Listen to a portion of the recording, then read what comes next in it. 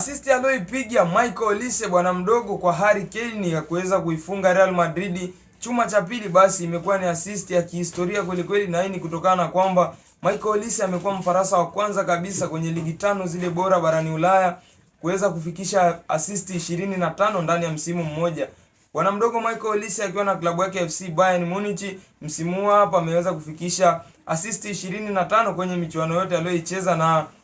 basi ameweza kushika rekodi namba moja kabisa kwa Mfaransa namba moja kuweka assist hizo ndani ya msimu mmoja. Sasa bwana mdogo Michael Olise ameendelea kuonyesha performance nzuri ndani ya klabu yake ya Bayern Munich kwenye michuano ya UEFA Champions League, lakini pia hata kwenye Bundesliga pale nchini Ujerumani. Kwa hivyo pengine bwana mdogo Michael Olise kwa msimu hapa tutegemee kuona pengine akichukua tuzo kubwa kubwa kama Ballon d'Or, lakini pia hata asipochukua tuzo ya Ballon d'Or, basi tunategemea kumuona kwenye